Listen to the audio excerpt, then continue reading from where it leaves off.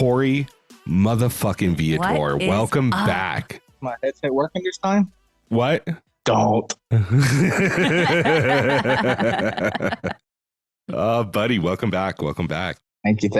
But yeah, I forgot what we were talking about. Cory made We were talking about if we had started, like if we did Big Brother and Survivor and then the challenge picked up the way it did, like we would have been screwed. No, we can barely keep a 1 hour episode of the challenge to a recap of 2.5 hours. You guys want us to add 2 more shows into that? It's like 6-hour episodes. We can't do it. No way. Well, and now technically it's like, technically we recap like 3 different shows because we do Flagship, we do USA, we do All Stars. And we did Worlds when that was on too. So yeah, so it's like, well, I mean, I kind of just counted Worlds as like part of like USA or whatever. Yeah. But yeah, like we do so many different varying like versions, I guess, of the challenge that it's like there's just when would we do it? Plus the interviews that we do, like 2, 3, 4 hour unplugged interviews. There's no fucking way. No, I mean, even when we were talking about doing Survivor, we had sort of decided, like for either 44 or 45,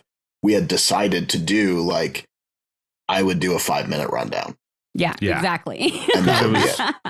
And here's the thing. How do you do a week of Big Brother in 5 minutes? You can't. You know what I mean? You can't do a rundown like that. And it's just... You can barely do it with a show like Survivor, and that only airs once a week, We could have done it if we would get breaks like we did between Ride or Dies or World Championship and USA 2. But not like the break we're getting from USA 2 into 39, which is literally 6 days. Yeah. Like it ends on the 19th of October and then the 25th fucking 39 starts. Exactly. And so we just don't have time for that. But that actually, for anybody listening or watching, if you're Survivor fans, make sure you guys keep an eye out for that Survivor Historian segment of the Challenge Historian, where Tony and Jacob Hollabaugh, the Challenge Historian, are going to be talking all things Survivor. So, so that'll be cool. I'm actually excited about it. I am too. And I'm going to make an actual real effort to watch Survivor and try to enjoy it without thinking, fuck, I got to try to recap this, do the fucking fantasy team and everything else. Like I didn't even do the discussion thread yesterday. So I didn't put you know what I mean? And now you got Traitors coming out with challenge people. Dude, it was CT. Crazy. Bananas, Bananas. Yeah, Bananas, CT. Trishelle. From the challenge, you've got Beth. Parv and Sandra. Or from Survivor. From Survivor, yeah. Beth is not going to be on. Oh, she's not? She got dropped? She got dropped. So it looks like it's so sad. Same with Boston Rob. It looks like it's going to be 3 challengers, 3 survivors, 3 Big Brothers. Chanelle from Big Brother. Yeah. Dan and I thought there was one more, but Dan. I think there might have only been 2 survivors because Boston Rob was the 3rd. They named someone else in his replacement though. So it's like Boston Rob's Sandra. not on there? No, he got dropped. He got dropped or he dropped. Yeah, whatever. Or he wasn't actually somebody who was there. And then they got I don't know why they keep doing this to this guy. They got Bergie from Love Island, and he's too pure. He's too innocent. He was on Love Island. I'm pretty sure he was a virgin, and he was on Love Island. He's never had a girlfriend in his life. Oh, and I was like, why is production doing this to this man? It was so uncomfortable the whole time. That is horrible. Like that's a horrible predicament to be put into. Like you don't go from the kiddie pool to the shark infested waters right away. That's just not a good idea. And I think they put him there for like comedic relief, but it's just not right. Like it's not funny. It's just awkward and uncomfortable. Generally speaking, you're not supposed to go in shark infested waters to begin with. Well, some people like to fucking get a thrill. I'm just saying, but it has to be casted right. Like Mike in Rivals 1 was like the perfect mix of he could do like the competitions and he was competent and he still had a relationship with, I believe, Paula in that season. But he wasn't the typical challenger. You could tell he was a little bit, and I say this in the nicest way, and I consider myself one, more on the nerdish side. And I appreciated that. And I think that's what made him so enduring. You know what I mean? But going back to the Traitors one, I have to watch the first season. I still haven't. I don't even know how it's. You gave me a brief breakdown of how it's played, but until I actually get to see how it plays out and what the strategy is behind it, I that's the only way I'm gonna have a real appreciation for it. Yeah. There's Traitors UK, Australia, I think, and US for season 1 that I think is all on Paramount Plus, and then season 2 of US is starting, and they're actually doing a Traitors Canada as well. And Erica, who won Survivor 41, is on, and so is one of the guys who used to be on Much Music way back in the day.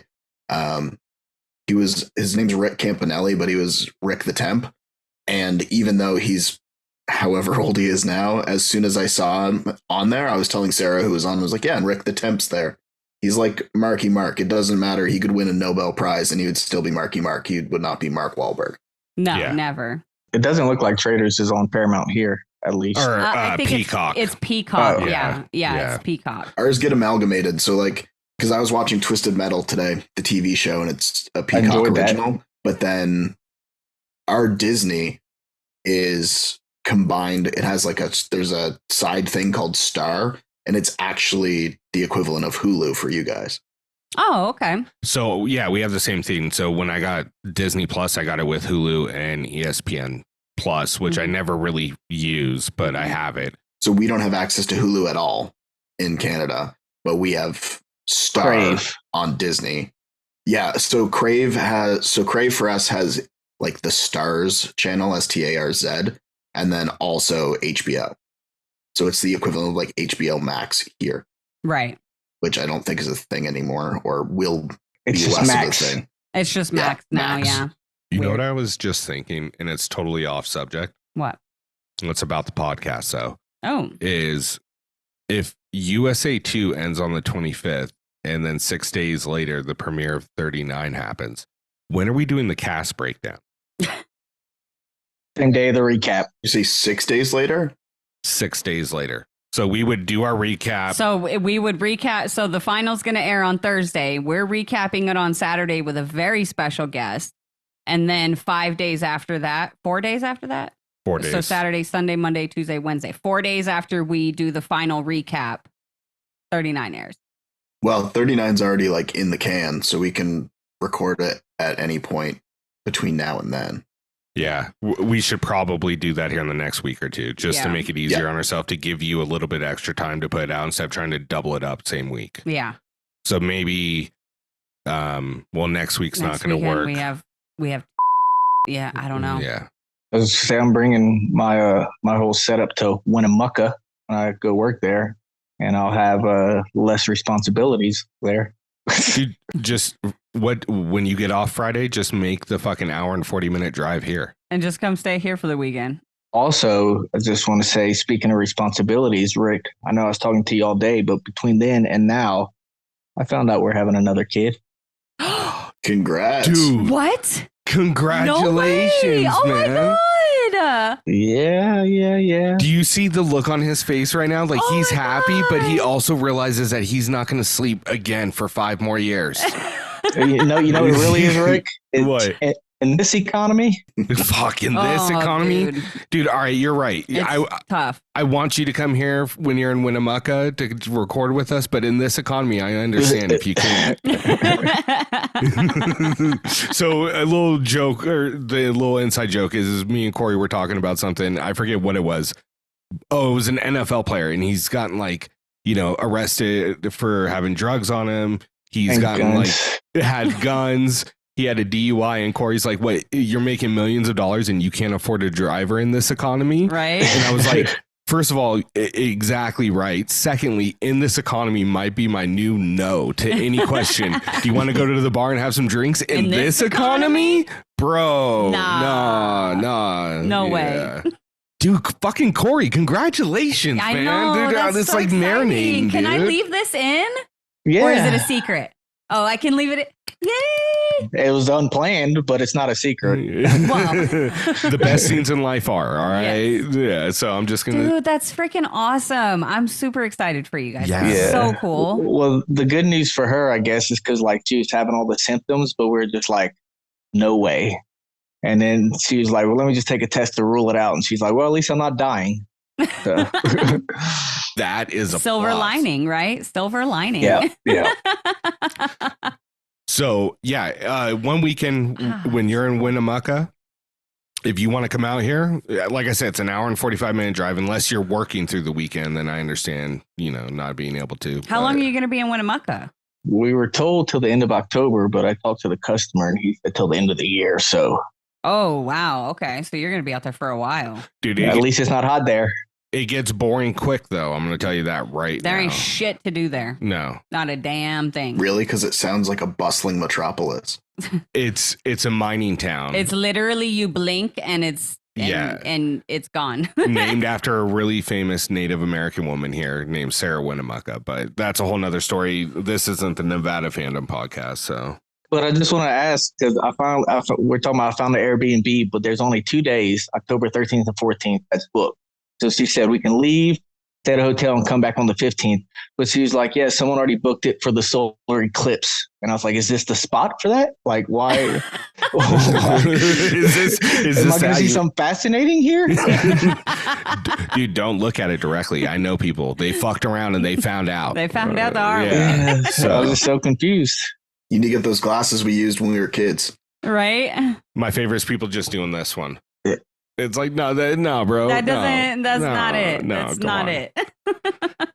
So, yeah, man, because we were just telling Tony, one of my buddies at work, he did like audio stuff and he gave us a Rodecaster and it's like an actual audio board. It's a soundboard. Yeah. And so we can have up to like 4 people sitting here with us. We're just going to have to rearrange the dining room table to make it like where someone sits at the head of the table and the other 2 people sit at the end. And we're going to have to like talk to the camera like this. You know what I mean? But I was just going to sit on your lap. I thought that was the invitation. Well, it depends on if it's the week the Saints are playing or not. Could be. I'm just saying. That'd be an interesting weekend. Well, hey, look, I made a promise to Cory before we get into this intro that if he came on this week, we could talk about how the Falcons and the Saints are both undefeated and better than the Chiefs so far this year. Right? How weird is that? Yeah. What do you mean it's weird? It was very predicted. Yeah. Okay. One of them's going undefeated. for the first 2 weeks. We got the Lions this week, and normally I'd be like, oh, dude, that's a wash. We got that no matter how bad we are. We're always better than the Lions. And the Lions are actually kind of good this year. Are they kind of good? Yeah. I haven't gotten to watch any football. They beat the Chiefs. Well, I watched Michigan. Well, to be fair, I don't watch any full games. I put on NFL Red Zone, and it's literally like 30-second clips of every game. And then all of a sudden you get the quad box of like 4 games, and you don't know how to watch it all. It's just too much. It's so much to take in. But it gives me the good kind of anxiety. Yeah. There's that. And I know Tony Sports, so we're going to go right into the intro. Perfect. I did that specifically so that Corrina would have video footage of while you guys are talking. She can just cut to me like looking at my phone. So they can talk about how bored you are. Thank you. They're gonna be like, why is Tony so bored? No, just so that while they're talking about football, and you can just keep putting me interspersed in their conversation, looking at my phone. I thought he was Tony Sports and Info Lance. Right? Yeah. Yes, he was totally checking his fantasy football team. Right. Seeing if the waiver wire went through. We're good. Titans by 12. Yep.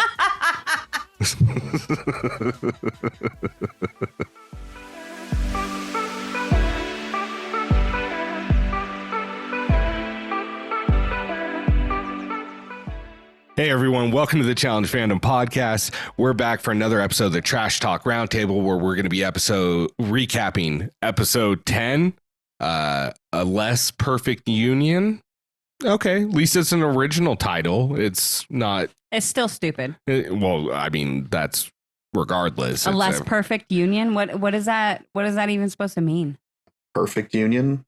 It sounds like an Less emo than? band from 2003. Like, did they mean like a less than perfect? Yeah, I don't know. Anyway, moving on. It could be a song by My Chemical Romance. Just putting that out there. Could It be. seems more like Panic at the Disco. Ooh, good point. call. Yeah. Maybe Jimmy Eat World. I don't know. It could be there. Anyways, Possibly. my name's Rick Hayes. Got my beautiful wife, Corrina Hayes. I've got Tony, Stats, and Info Lance. That's 2 people. You're just seeing one because we're having video issues. And then, of course, back from the fucking dead, we've got Cory, the Raging Cajun Viator. Welcome back, sir. Thank you. Thank you. So, right off top, guys, 30,000 foot view, as always. What'd you think of this episode? Good, not good? It was boring. What were your initial thoughts? Because I know we all had a little bit of a discussion about this morning, and some minds have been changed. I actually liked it. There were parts that were very foreshadowed, but then other aspects of it I wasn't anticipating. So I appreciate that. I appreciate that we didn't know that there was going to be a twist as per the next time on last week. Yeah. So that's a plus. And I mean, it was Michaela focused, so I call that a win. No, I agree. First of all, I just want to say that, like, for anyone out there who is watching and like you're watching live or whatever, and then you're like, this episode kind of sucked, do a rewatch. Seriously, because I was so disappointed last night after watching the episode. I was like, another boring week, like, ugh. And then I rewatched it this morning on Paramount Plus without commercials and without, the bleeping and, just all that stuff. Sure, rub it in. Sorry. But I actually enjoyed the episode a hell of a lot more than I did when I watched it the first time through. So highly recommend doing a rewatch if you didn't enjoy the episode the first time, especially because it's on so late. It's just like, it's so hard for me to like pay attention through like the commercials and it being so late and, just all of that. So definitely highly recommend a rewatch if you don't already rewatch the episodes. But I thought it was actually a really good episode. There was actually a lot that happened in this episode. It didn't feel like that again the first time I watched it. But during my rewatch, I was like, damn, there's so much that happened. So good gameplay too. Yeah. I still don't appreciate buddy games pushing the challenge back an hour at all. Yeah, for real. What is that? Put putty games at 10, challenge at 9. Yeah. For us old folk. Yeah. But I like the episode. We'll get into the daily, but I just think the challenge does a great job a lot of times of like canceling out just pure physical ability. And I think it's cool sometimes when you see a daily that it's pure physical, that you have to use your body and strength to complete it. Yeah. Last night I got through 98% of the episode. And then like I turned the position, I was laying on the couch and I was out in 30 seconds. It was right in the middle of the fucking Chris and Wes elimination. Mm-hmm. But because of Bananas fuck up that's what I was the podcast, I knew who was going home. Anyways, so I rewatched it because Corrina said she thought it was a shit episode first thing in the morning. And I was like, but I thought it was good. Like I enjoyed it. So I was like, I got to rewatch it again. So I rewatched tonight and I was like, no, this is a good episode. Yeah. And I think, it just threw you off with the commercials. It's late at night. You just weren't tired. in the mood. Yeah. I was not, honestly, I think last night on Thursday night when the episode aired, it was like the first time in a really long time that I was like, I don't want to watch the challenge tonight. Like, I just want to go to bed. Mm-hmm. But, push through. But yeah, no, the bananas thing is what I was going to pick up, or what I was going to talk about a second ago, what I was going to point out. And before we even start talking about that, I just want to like remind everybody out there that, I know it's Death, Taxes, and Bananas, but it's Death, Taxes, and Bananas by The Ringer. Like Bananas is not like us where he edits his episodes and posts them himself. This was 100% not Bananas directly that did it. But I have a feeling that somebody at The Ringer either is in a lot of trouble or does not have a job today. So, but how fucking wild was that? Like, what? I don't think that's ever happened. Hold up. Can I ask a question real quick? Because we use a really simple and well-known distributor for our podcast, which you guys might know about. And this is a free plug for you guys, Spotify for podcasters. What? But can't you schedule the post to go out? Well, yes, you can. I think you can. Yeah. So must have been the guy who was doing the stats for the challenge. Yeah. He moved over to The Ringer briefly. Yeah. Still doing titles, though, for a less perfect union. Fuck. And then that post y'all made poking fun at Bananas, somebody was like, "Oh yeah, what a way for me to find out Wes went home." And I was like, "Bro, the episode still hasn't aired." Yeah, dude, just chill for a minute. Calm down. But they want their own chat, like just lawless land out there. Oh my god, that was my thing. I was like, I am not admitting another thing on top of the groups and the no. I'm like, if there was a chat, it's gonna be a lawless land, and we're gonna get shit tons of messages all the time from people pissed off because somebody dropped a spoiler in there or something. Then don't go in the chat. Yeah, I'm just like, but come on, we're not dealing with adults all the time. No. Like they're adults, but they're not adults. But the vast majority are, but there are the few that are not. Yeah. Anyways, let's not go down this tangent because that's 2.5 hours of us getting pissed off. Instead, let's talk about the intro, which was all the Survivor girls basically sitting down and talking with Chris and kind of like questioning, trying to smooth things out. Yeah, Chris is trying to smooth stuff. How do we get back on the same path? Right. And here's my thing is like, do you guys even think there is a way back at this point? Honestly, I didn't think that there was going to be. And that's why I proposed that question at the end of our last recap, where I was like, how is Chris going to recover from this? Yeah. Seeing this segment with Chris, first of all, seeing that the girls, especially like Michaela, because for me, like Michaela and Chanelle are the ones that I could see like really holding a grudge against something like that. And Michaela, she just, obviously, like I haven't fully seen it, but she just reminds me of like a petty bitch. Like she would just be petty just to be petty. You know what I mean? So the fact that she was like approached him and was part of the conversation and trying to find a way to move forward makes me think that they're all open to moving forward. I think that Chris had a great strategy where he said that, he was just going to be honest and own what he did in hopes that they could see that personality trait in him and respect it and, hopefully gain a little bit of trust back from them. So I think there is hope moving forward, but I'm not necessarily going to like put all my eggs in the basket of saying like Chris is fully back in their good graces, because I don't necessarily believe that. I think that it's all just bullshit in one ear, out the other, because they're going to utilize Chris as much as they can, but they're not doing anything in their game to save him. Yeah. Because at this point, it's just like, yeah, we'll listen to what you're saying and we won't target you. But I have a feeling where he's going in still. I just have this feeling like, how is he going to recover from the situation he's in, especially with vets that are already so comfortable with saying his name already. Mm-hmm. You know what I mean? Like he's going to get votes, even if he's not the direct vote in my opinion. Yeah. Well, I mean, for him, honestly, the only way that he stays out of elimination is if he wins a daily. Exactly. And it's simply because anybody who wins has already said his name or has already voted for him, just by nature of how the hopper has worked and how the group eliminations have gone and how the individual eliminations have gone. So his only safety is winning. Right. Because 100%. even if he gets in good with the Survivor crew again, then Tyler and Faysal are still going to vote for him. And Bananas and Tori are still going to be putting him in. I could see Josh possibly not, just based on the interactions that he was having with Michelle and him, like, and Underwood. But Cory doesn't like Cory actually was barely in this episode. I know, yeah. He was like last week, he was like, Underwood's my number one guy. And then this week, when it was all about his, like, as we would say on Survivor, his apology tour, Cory's nowhere to be found at any point other than when when the people are actually nominated and he comes by and says, ooh.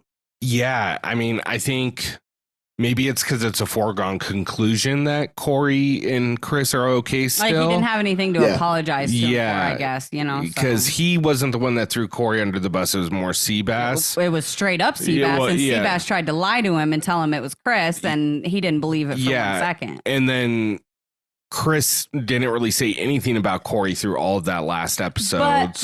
But he did.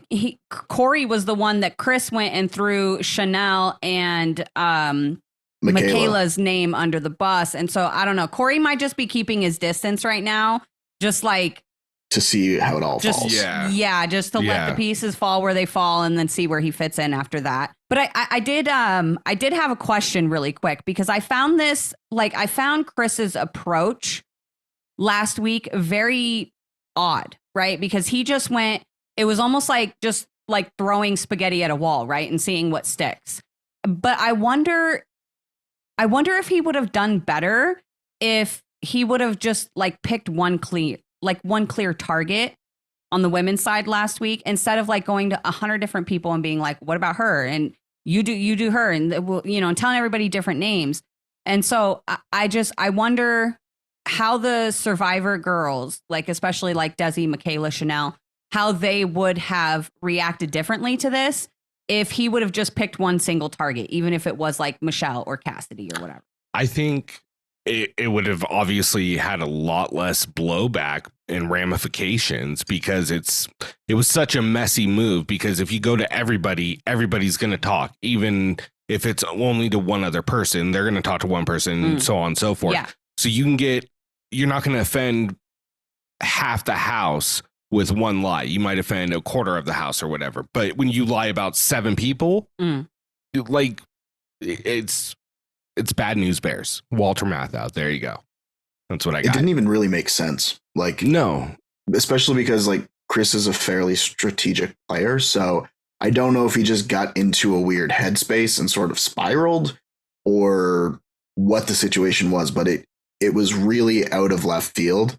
And I would be interested to see how many people were just like, yeah, he said your name, versus we're actually told a name. Because even in the edit, when he was talking to Cassidy, when he said it would either be like one girl or Michelle, but then there was another section from that exact same conversation where he said that like he and Michelle were cool. Yeah.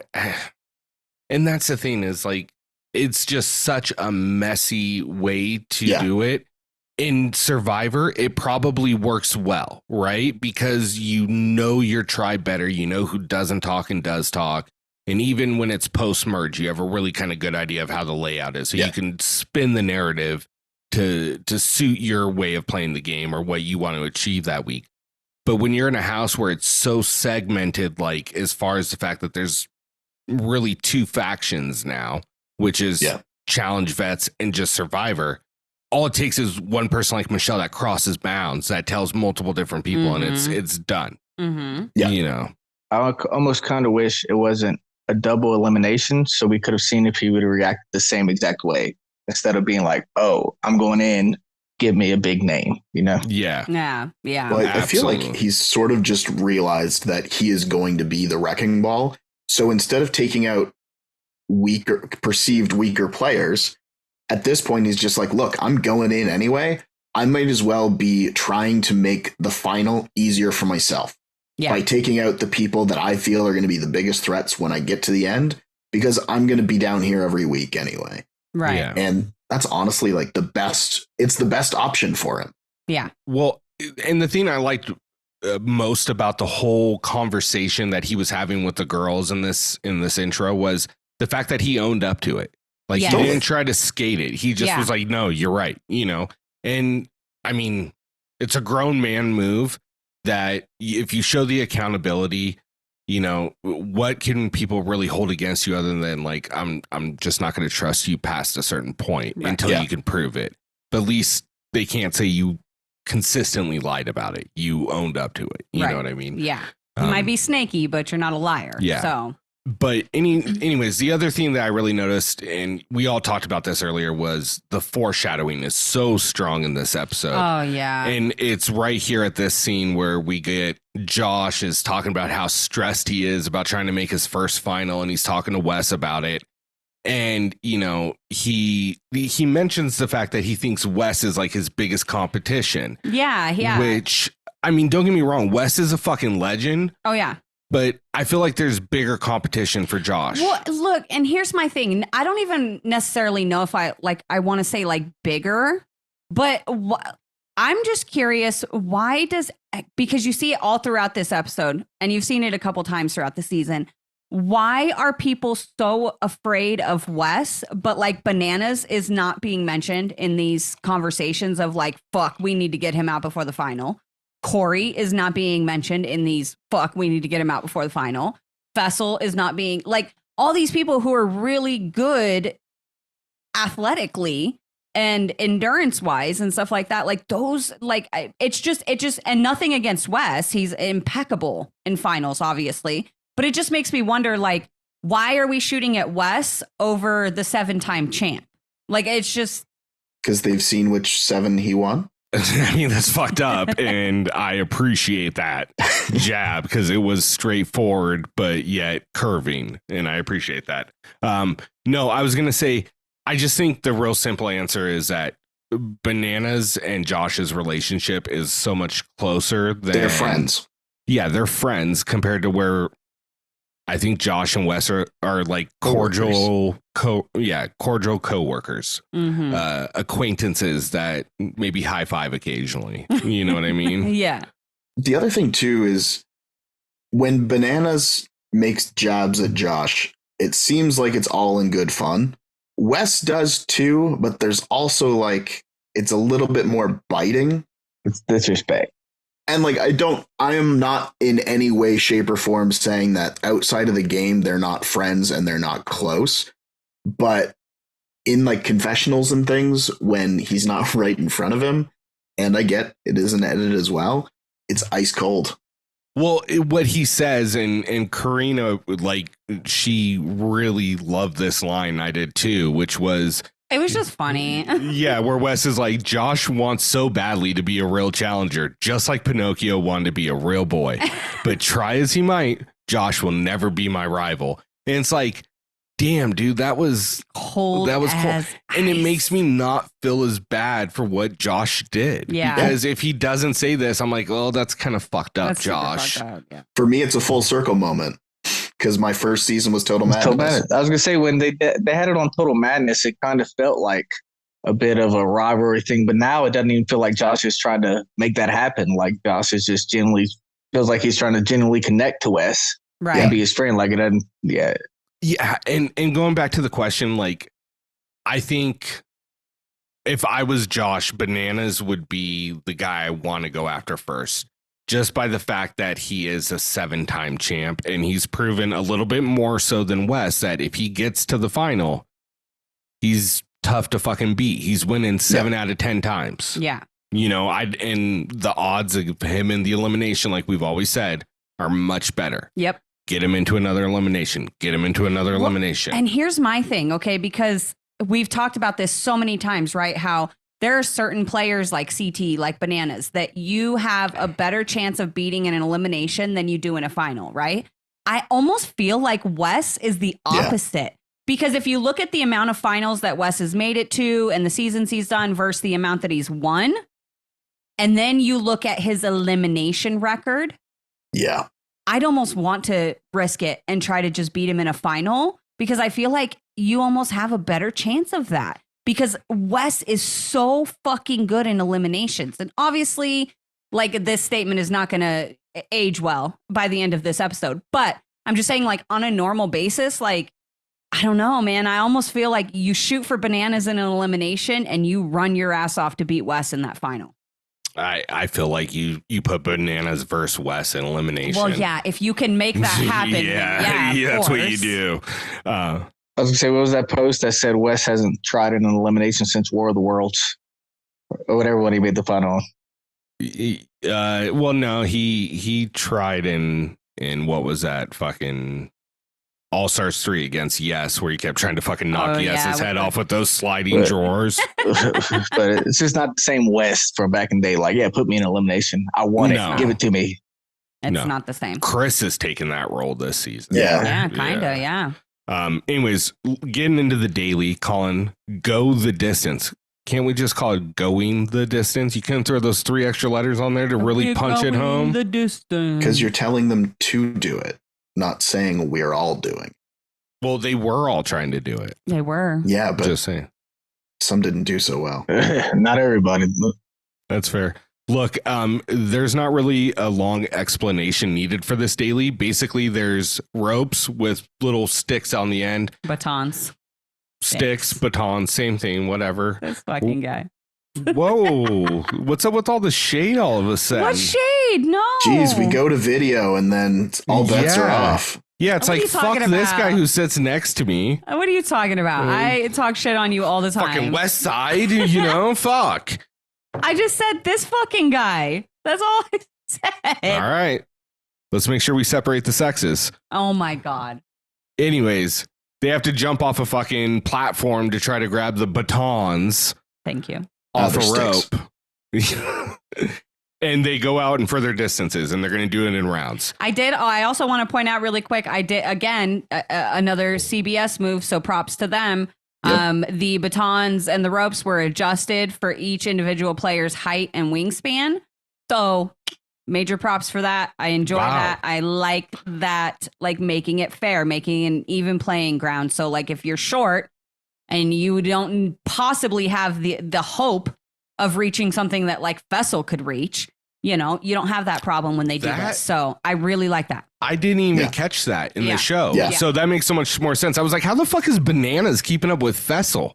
Yeah. They adjusted them based on their height and And wingspan. Yeah. That is interesting. Okay, Yeah, I they've been appreciate doing that. to like all the dailies and the elims, Yeah. and I really like that they're making it an even playing field. So like even if you get something fucking random and weird, you know, you're still on that even playing field. Like the spool one with Tyler and you like The spool triangle. whatever. Oh man. This All right, fucking so- guy. Pick me, okay? Yeah, so this fucking gal. Anyway, so TJ tells him next that because Ooh. TJ is the dirtiest player in the game, says, guess what? It's a double elimination this week. you know that was pretty dirty, but honestly, like TJ's done some super shady, dirty That is shit in the true, past. yeah, Like, yeah. I'm trying to think, like, what would you guys say is like the shadiest, dirtiest fucking twist that TJ's just thrown at them? Oh shit, you're really putting us on The whole spot. final reckoning season. The whole thing. That's fair. It's cold as ice. I guess yeah, like mercenaries Yeah. would be like, you know, the one that always pops to my mind is the Dirty 30 one, where we actually get the confessionals where he's like, I'm the dirtiest player in the game, you know, with all the Yeah. eyebrows and stuff. But he was only hiding from them the actual amount of the money they were winning. So And like, I the don't Redemption House. know. Yeah, in the Redemption House. Yeah, Wasn't that the intro of the Redemption House? no, it was like some random one after he told them that they were only going for like 350,000 or something, and then he was like, "Just No, I kidding." mean the first season to ever have a Redemption House. No, that was Exes. Exes had a redemption. Oh, With, okay. with Exes Wes and too. Teresa Mhm. and So- Bananas and Nani. I think my answer on this one is when I forget what season was when they introduced skulls and told them that they had to go into Ooh. elimination in order to run the final. Yeah, I that really was a actually good one. like that a lot. Yeah, Not free agents. It was Devin and Cheyenne rivals. where they had to draw Okay, the skulls yeah. out. Yeah. But I know you're talking about when they have to get a skull, like you have to go into elimination. yeah, That was yeah. Total That's Madness. just Wasn't Total it? Like Madness, that. or yeah, I was thinking Double Agents, but it was Total Madness. Yeah. Yeah, where you have to have an elimination win to in get order into to a go to final. the final. Yeah, Yeah, to qualify. Rogan felt that it was directed at him. yeah. Yeah, CT was like motherfuckers. God damn you. I still like Angry Dad TJ from Invasion when they all fucked off from doing the like beads or whatever the hell it was. Oh, from the final, yeah, that was And crazy. Nelson would have won if he would have completed it. All right, let's get into this final. Let's do With it. the women, was anyone surprised who it boiled down to at the end? I just want to be No. straight. Yeah. No, it but was- no, but can we talk about Michelle's little fucking bunny hop? Like, what was she doing? She just literally went bloop. Like, she did not launch or anything. She just bloop. That's a very hard, like this off, no practice. That's a hard jump to make, especially that it looked like the ground was super duper wet. Yeah. And also like you have to know how much distance you have on that platform so that your foot hits the edge of it to push off. And it looks like she just like miscalculated. She did not do. Yeah, she just. Bloop. I just feel like she could have fell forward and grabbed that motherfucker. Like she didn't really have to jump because like everybody got the first one that I remember. Like other than on the guy. Yeah. And Chanelle. I don't know. Maybe I'm just hating on Michelle right now, but it just, come on, you're better than this. She was like, I gotta win. I got this. Well, that was Alyssa. And Cassidy. And Cassidy eventually. Well, I mean, Cassidy got one of them, but. Yeah, she got the first one. She went out in the second round. But the one that actually surprised me was Chanelle. And I don't know, like, I know we just talked about this a couple weeks ago when we had Alex on and we were talking about how, you know, we haven't really seen much from Chanelle, but for some reason, you know, all these challenge fans and Survivor fans have a lot of faith in her. And, you know, a lot of that kind of goes back to like how much confidence she has in herself and how much confidence she, you know, exhibits or whatever out to everybody. But I'm curious, like, are your guys' thoughts on Chanelle like changing at all with her performance in the season so far? Not at all. I mean, yeah, she's having like first season jitters, but I don't see that it's like a true testament to her abilities. Yeah, she just hasn't found her groove. It's kind of like Michaela. Michaela went out first in her first season, but like obviously Michaela is good at this game. Here's my thing. It's best analogy I can do from sports is it's like baseball. Sometimes great hitters go through slumps where they're just not hitting. That's fair. And she's just in a slump in dailies where she's not performing as well as she should. I think, honestly, there's no discernible reason to say that you would pick Chanelle in a like elimination over Desi or Michaela. Like she seems just as tough to me as all three of them, or including Tori. You know what I mean? Well, and what really brought this to my attention was we had somebody post in our challenge fandom or our challenge trash talk Facebook group. And she had mentioned, you know, because at some point later down the line, and I didn't write this down, so it won't be talked about as part of the normal show. So I'll just bring it up now. But she had a confessional where she was talking, like replying to like Alyssa or whatever. And she was like, if you want to find out why you're a layup, I'll come and show. She's talking about Cassidy. Okay, Cassidy. That makes it worse. Cassidy. And anyway, and so somebody had posted and she was like, you know, you haven't performed anything. You haven't shown anything all season. Like you're the layup kind of a vibe. And me, I like my immediate response was like to get defensive because I fucking love Chanelle. And I'm like, no, right. But then I'm like, OK, am I being biased? I'm like, all right, I got to ask the guys like how they feel about Chanelle because she hasn't really like performed. But for some reason, I still have faith that like she could be a really great fucking challenger. I'm not saying she can't be, but I'm just saying if she would have said it about Alyssa, that's one thing. But she said it about a Cassidy who made it to the end of the Survivor, won competitions. He's won 2 eliminations so far. And at this point, Chanelle hasn't won anything. Like, she's just been all talk. But to say that, I think that's why it leaves a bad taste in people's mouths because she hasn't done anything. I'm not saying she can't, but we don't know. Like, she hasn't won anything at all on any show she's been on. And that's fair. Yeah, that's fair. She lost her vote. She won a lose a vote. I mean, I say this as a big fan of Chanelle, but like, yeah, she lost her vote. Yeah, like I'm a big fan of Chanelle, and yeah, she really has improved it up to this point. But if like we were going to put $1 million on like a pole wrestle or a hall brawl or a balls in or anything that is remotely physical, would you put that $1 million on Chanelle or Cassidy? I don't know who would come out on top. I put it on Chanelle. But like Cassidy has proved herself to not be a slouch. I don't think she is. But I don't think she's a slouch. I just think there's tiers or levels to this shit. And Chanelle is on a different level when she kicks it into gear than Cassidy is. And I could be completely wrong, but that's just the read I have on it with the lack of tapes.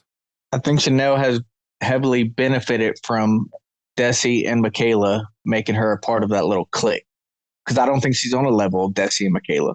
I agree. 100%. Yeah, I agree with that. I think that it's like Desi and Michaela, and then you have like your Chanelles and, and Tori's up I here. mean, I don't think some of the men are on the same level as Desi and Michaela. No. Yeah, no. Looking at you, Enzo. Shit, I'm looking at half the cast that was originally on this show. Right. Actually, speaking of Michaela, yeah. So we move on to rounds 2 and 3. Cassidy goes out in round 2, Tori goes out in round 3. But Michaela is absolutely horrendously terrified standing up on this platform. And first thing first, I just want to give like a massive round of applause to Michaela because she was literally in fucking tears because she was so scared. Yes. And she still did it. She still jumped off that platform 3 more freaking times after her first jump, obviously. But what I was curious about is, did you guys all catch on that third one when Tori went out and Michaela finally, and TJ's like yelling at her. He's like, you gotta go. And she finally jumps. She gets her baton and then she falls in the water. And there's like a shot of Tori and Tori's like down there, like cheering for her and like clapping her hands and stuff. I thought that was so fucking cool of Tori. Like, she just got knocked out of the game. Like, she could be down there being all salty and pissed and shit, but she's down there cheering on Michaela. And I was like, that's fucking awesome. And like, it's things like that I'm like, dude, like little things like that to me say more about like Tori or about people in general than, a lot of the shit like people get mad about, like because she's got fucking relationships on every season and go fucking whoop-de-doo. She makes funny faces. Yeah, like, but she's like, that's awesome. And you don't see that kind of stuff very often. So I really, really liked that a lot. I also really liked Michaela's take on it of just, I have to do it once so I can prove to my body that I can do this. In theory. Yeah. And then the next time she's like, so it wasn't any better the second time. It didn't work. Baby she said Jesus she said I had to call on Jesus for that second on the way down. And yeah, so she cried, but immaterial. She got through it and she won. And there are people who we give way more props to as challengers and competitors who just don't do them. Yeah. And who just get to a challenge that involves one of their fears and they just say no. Exactly. So those are like my preemptive screw you to anybody who gives Michaela shit for being emotional about it. Because that can also just be a secondary response to fear. I think it was just amazing how badly her and her body didn't want to do it. Yeah. But she was just so great at it. Because like if you watched her when she jumped off, you could just tell. Yeah. That, like natural ability not natural. She's earned what she has, but her ability to get there was there. But she just didn't want to do it at all. Yeah. It was just like still got there with ease every time. Yeah. Look, one of the hardest things that I've noticed, like if you're trying to fake, is a nervous reaction, like your legs shaking. Mm-hmm. Yeah. You know what I mean? Like, and there's a difference between having the shivers and your knees feel weak. Yes. Right. And that's what she obviously had going on. She was really, truly afraid. And to see her get over that fear and keep doing it, because it didn't get any better for her, but she kept going. It got worse almost. Yeah. Like it seemed like it just got worse every time. Like because she kept having to fucking do it. Yeah, exactly. But That's the what I'm final saying. one Like, was a lot better than the third one. It was a lot better than the third one. But I did like that little pep talk that Michelle gave her, where she was like, "Don't wait. When that horn blows, just go, just jump. Like don't wait." Because if you sit there and think about it too long, then the chances that you're going to do it go way down. You know what I mean? But there was one other thing I wanted to address about this part, because obviously Desi and Michaela are in the final round, and they both jump, and Desi, she barely like misses hers, like scrapes her hand along it. You're dumb.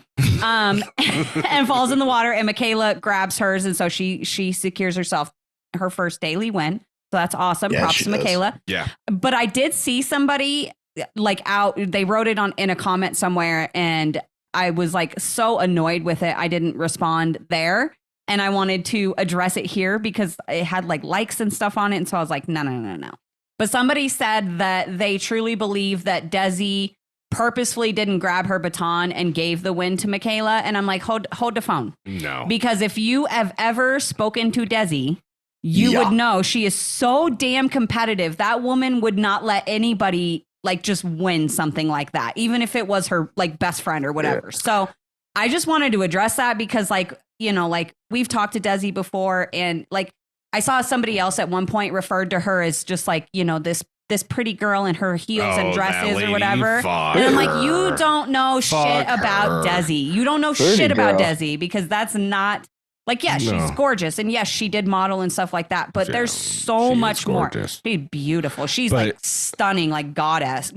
But that's not all there is to Desi. Like, she's so much more than just that. And I just wanted to address that because I thought that was absolutely asinine. Yeah, that falls under screw you. Yeah, first of all, the lady that wrote that on Facebook is a fucking idiot, and it was the most ridiculous post I've ever seen. So dumb. The way it was worded. Was that the one? Was that about the one Wes? Yeah. No, was that the one that Anthony said? The guy Anthony Sanchez said, I should avoid this as an admin, but you have the most outrageous takes of anybody in this group, and that's saying something. And this is all in the same week that I argued with Corrina that Fessy would take prime CT in a hall brawl just to argue with it. You know what I mean? Yeah. But then you tried to tell me that Nelson could take prime CT. I was like, no, I didn't say Nelson could take him. I said he would struggle with him a little bit. And I'm not saying struggle like really it's an even match. I'm saying like struggle like how he did a little bit with Tyler compared to what he did to Bananas in, you know, that elimination on Cutthroat.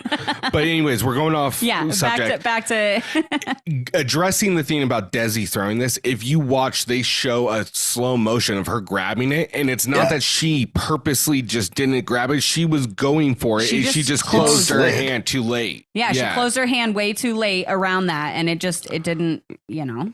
And if you're throwing it, then you don't bother trying to grab it. If you want to say that about Bananas, maybe I'd agree a little bit. Yeah. Or Shane.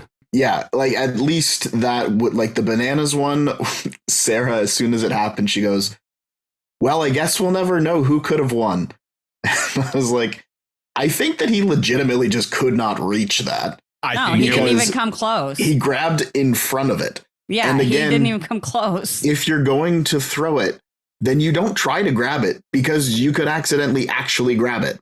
I don't think he threw it. You just go, I missed. The way Fessy had to really reach out there, and Fessy's got a vertical, and he really plays slam ball. Yeah, I mean, that probably helped him, to be honest. Oh, for sure. 2 back-to-back challenges where slam ball has come into like an actual asset. Yeah, but I don't think Bananas threw it either. No. Anyways, Fessy wins for the men, but I think the golden part of this whole daily was Wes right before he went, and he was talking about like, I want to win this. I want to be in power. I want to fill up my goblet to the brim with power. I want to chug it down and become drunk on power. And then he goes to jump and bloop, he pulls a Michelle. And TJ turns to him and goes, I mean, why did you even do that? Yeah. But then TJ one-ups himself when was it Josh? Yeah. There was a message like, you've been hanging out with Wes too much? And Wes was like, shut up. Shut up. Shut up, TJ. My favorite was when Wes missed it. All you hear is Josh go, Wesley, what the fuck? And that's what I love that's what I find so funny about Josh is he always calls him Wesley. And his name is not Wesley, it's Weston. But he calls him Wesley. It just makes it so much more funny. Consistently. Like, yeah. But no, that was fucking hilarious. I'm sorry. Go ahead. I was going to propose a question, but you can go ahead. No, propose a question because it was a stupid comment. Go. No, I was just going to ask you guys, like, what do you guys think about Wes? Because, you know, obviously we know what happens at the end of the episode. So this is kind of our last time to spoilers. Break down, you know, to kind of talk about Wes and his game and stuff. He didn't seem like he had a very good season. No. So I'm wondering, do you guys think like, is Wes losing his touch? Does he just not care as much? Is the competition level getting too high for him? Like, what do you guys think is going on with Wes? Or is he just like mentally checked out? I'm going to go first on this one. Please. Wes is great when he's playing with other challengers. Wes's game is not built to be played with people from Survivor or Big Brother where the numbers not even the numbers, where people walk in with an assumption of who Wes is on the show instead of who Wes really is, like the challengers know him. Right. Okay. And I think that goes against him. And what happened here, he's known as like this master manipulator and this master games player. He's, you know, the Boston Rob, some would say, from Survivor of the Challenge, or he's, you know, Dr. Will from Big Brother of the Challenge. So he has a reputation. And when people hear about that without actually knowing him and playing a season with him, like most challengers have, right, it greatly affects his ability to do what he wants to do in a season. Well, look at Cassidy. If Cassidy would have come in knowing Wes, like Bananas knows Wes, or Tori knows Wes, or anything like that, different. She came in with them, like, having paid attention to the challenge and knowing how Wes plays. As soon as Wes started targeting her, she went in on Wes hard because she was being confronted by gameplay Wes, not actual Wes. But I, like, to your point, Rick, I think that his real problem is he is underestimating the quote unquote rookies that have been coming in both on Worlds and on this, because he's used to rookies coming in and basically just being like, oh, sorry, how should we play the game? Whereas these people are coming in and being like, this is how the game is going to be played. I don't know if I agree with that, because he was one of the first ones that reported back to the vets this season that it's not about, you know, Big Brother or Survivor. They just want challenge vets out. And he was able to read the game pretty well. Well, and even back on Worlds, like, he was very, very supportive of new people from Survivor and Big Brother. Totally. Like, he was very vocal about that throughout the season. And when he left, very vocal when he left. So I don't necessarily think it's that. I don't know. But then again, no. It's not like I know for a fact. It's just I'm just stating my opinion in it. But I do think it did play a role in the fact that he has also a preconceived notion of these Survivor players based on the fact that they're just from Survivor or they're from Big Brother, just like they have the same preconceived notion of Wes from the challenge. Well, and he has he has every opportunity to go and watch them on their shows just as much as they've watched him on his shows. So, you know, that doesn't always bode well for people, you know, is to see their old seasons. Yeah. And I think that's what I mean by, like, underestimating them, is just looking at them as Survivor or as Big Brother and not actually taking into account, like, this is Desi or this is Michaela or Chanelle or whoever. And from that, just looking at them basically as the show that they came from and how they obviously must play because that's the show they came from. Okay. Yeah, I can see that. I just think Wes is kind of like an athlete that didn't know when to hang it up. Because, like, I think War of the Worlds was the last season he gave his all to, but even on then and other seasons, he would do, like, the legwork before the season to kind of make alliances. Even with, like, the younger guys like Hunter on that season, and I just don't think he did the legwork. Now, I know he won All-Stars. The competition's a little less stiff then, but he just doesn't – I just don't think he has that fire anymore. Like, he doesn't have that want to – like, I know he says it all the time that he wants to win, but it just doesn't – we don't see it. That's all he cares about is winning. Honestly, like, so I partially agree with you. I don't necessarily think that, like, Wes, like, physically is unable to compete anymore. But I do think that he is mentally checked out seasons ago. And I think he continues to come back because he enjoys the game. He enjoys playing, but actually, like, having that good, solid gameplay, making those relationships, like all the little tedious shit you have to do on the show to stay on the show long term. Like, I think he's just kind of mentally checked out of that a while back, and he just kind of comes back now for fun and you know, vacation time or whatever. You know, I think this season he was a little bit too in his head because with the baby coming, I think he did really want to play, but you know, being in the house with so many different shows and him having the reputation he has, you know, I think that, like, really hurt him this season.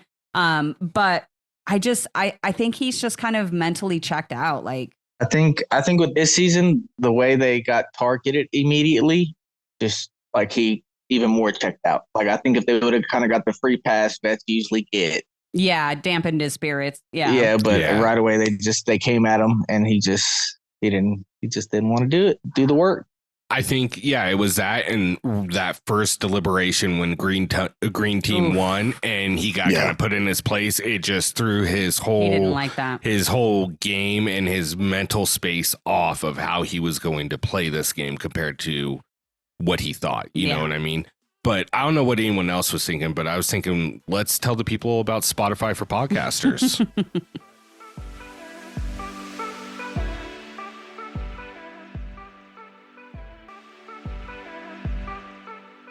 That was a great advertisement, guys.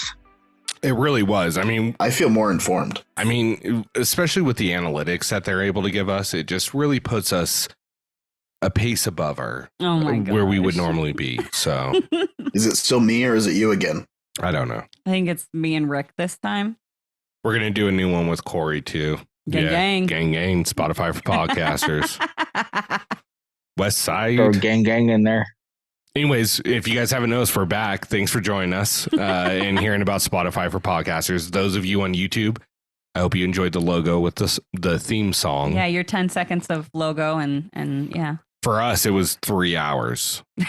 I'm joking. It's been 10 minutes. Anyways, let's get back into this, which the next part up is, of course, the deliberations, where before we even get into that, Michaela's talking to Desi and Chanelle about what their move should be.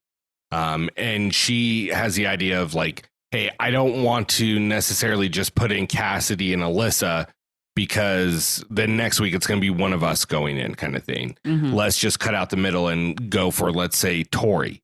And this is the one part, and I kind of want your guys' opinion, where I think Michaela's game falters a little bit, which is if she stays the course, she's got an easier road than if she goes after Tori right now. And I think Bessie eventually gets it across to her, but I think this was the one faltering of her game that I've seen thus far. Right. Yeah. Got a little bit of power and was just like wanted to just jump on that big move, which I mean, it's hard to say because like as fans watching the show afterward, like Monday night quarterbacking or whatever, they don't know how many more eliminations there's going to be. You know what I mean? We have a rough idea of how many more episodes there's going to be, but they don't know like if there's more doubles or if it's all just, you know what I mean? Like there's a lot that they don't know. So like, I understand her wanting to take that shot. I don't know. Like it's a tough situation to be in, but I definitely, I mean, I don't think that she should necessarily like shoot at Tori right this moment, but I also understand that it's taken her a while to get that daily win and have that power. So I get where she's coming from wanting to do it, but I agree that it's not the best move right now. It's the first one that Tori hasn't won either. The first daily since they went individual that Tori hasn't won.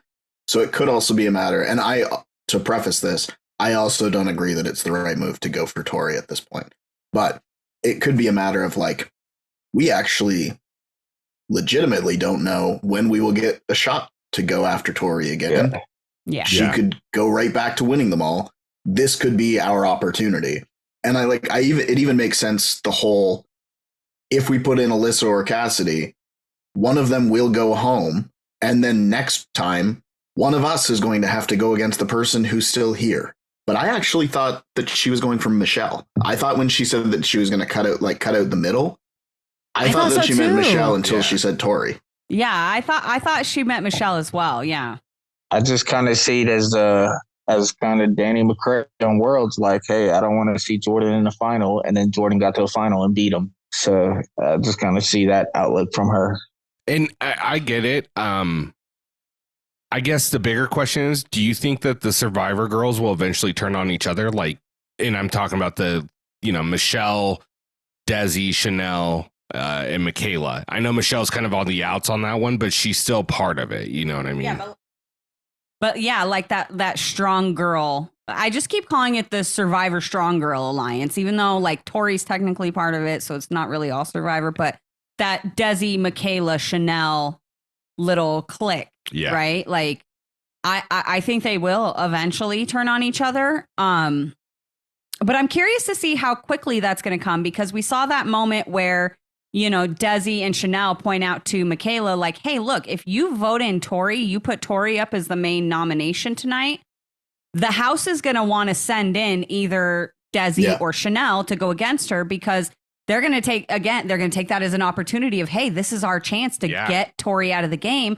So they're not going to send in somebody like Alyssa or Cassidy, who, no offense, but doesn't have as high of odds of beating somebody like Tori as like a Desi or a Chanelle. And obviously Michaela's off the table because she's the winner. So but Desi gave that confessional where she was like, Michaela wanting to make this move right now just kind of shows like how selfish she's playing in this game, because she's not considering that if she throws Tori in right now, she's safe, but her girls aren't safe, So I wonder how quickly they're going to realize that they're going to have to turn on each other and how that's going to play out. Well, I mean, really, if you look at it, they might not have to. You know what I mean? Because we're so close. Do I think it's going to happen?